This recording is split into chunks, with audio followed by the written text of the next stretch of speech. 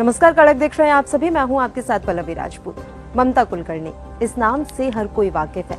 अपने जमाने की मशहूर और बोल्ड एक्ट्रेस में शुमार ममता एक बार फिर सुर्खियों में है।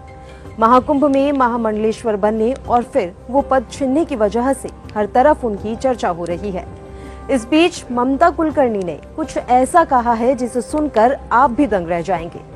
जी हाँ, ममता कुलकर्णी ने मान लिया कि उन्होंने तपस्या शुरू तो की थी इंटरनेशनल ड्रग तस्कर विक्की गोस्वामी के लिए, लेकिन इस तपस्या ने उन्हें मोहमाया से दूर कर दिया। फिल्म एक्ट्रेस से महामंडलेश्वर की पदवी तक पहुंची ममता ने ये भी दावा किया कि अब उनकी कुंडली जग गई है। इसके लिए उन्होंने दुबई के शेख जायद रोड के फ्लैट में 12 से 13 साल तपस्या की है।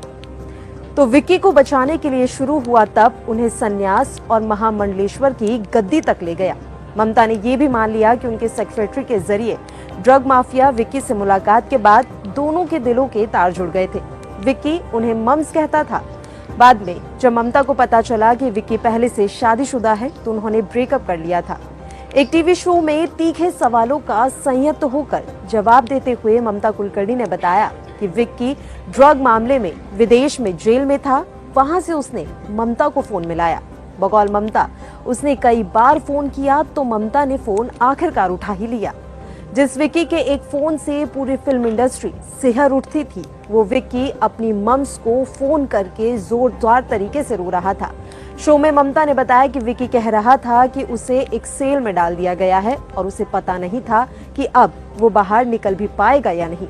शो में उन्होंने बताया कि उसका रोना सुन ममता पिघल गई और कार से अपने गुरु गगन गिरी महाराज के आश्रम तक गई।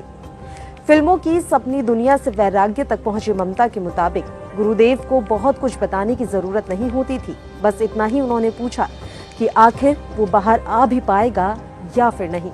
इस पर गुरुजी ने कहा कि आ जाएगा, लेकिन 12 से 15 साल लगेंगे। इसके बाद ममता ने व्रत शुरू कर दिया। शो में उन्होंने कहा कि मैं महीनों तक अन्न छोड़ देती थी। 40 दिन मैं बिना पानी के रही। जेल में जाकर विक्की से भी मिली। जेल में जाकर ड्रग माफिया से मिलने के सवाल पर उन्होंने सफाई भी दी। उन्होंने बताया कि उसी समय मेरी माँ का निधन हो गया था। मेरे लिए कोई नहीं था, बस एक विक्की था जो फोन करता था। तो मैंने सोचा कि आखिर कोई तो है जो मेरी परवाह करता है, इसलिए मैं वहां पर गई। जब साल 1996 में उन्हें पता चला कि उसने किसी फिरंगी से शादी कर ली है तो मैंने उससे फोन करके ब्रेकअप कर लिया। फिर 12 से 13 साल की तपस्या की। इसके बाद ममता ने आगे ये भी बताया कि इस दौरान विक्की को पाने और उससे शादी करने की उनकी इच्छा भी लगातार कम होती चली गई। देवताओं ने कई बार उनकी परीक्षा ली और अंत में वो संन्यास के रास्ते पर चली गई।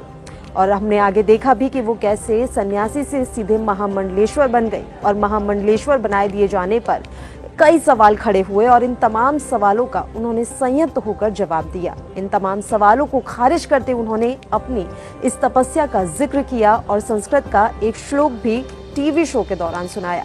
ममता के मुताबिक इस वक्त कहीं केन्या में विक्की गोस्वामी रह रहा है। ड्रग मामले में ममता कुलकर्णी भी लगातार घिसटती हुई दिखाई दी थी। यहाँ तक कि उनके खिलाफ एक मामला तक दर्ज कर दिया गया था। पुलिस ने ममता कुलकर्णी को भगोड़ा घोषित कर दिया था। इस मसले पर टीवी शो पर ममता ने कहा कि ये पुलिस की साजिश थी। उनके पास उस वक्त 10 फिल्में थी, उनके नाम कई सफल फिल्में थी। ऐसे में ये सब करने की उन्हें क्या जरूरत थी? यही वजह है कि वे इससे पाक साफ साबित हुई, लेकिन साजिश रचने वाला पुलिस अफसर कहाँ है उसका कोई पता नहीं।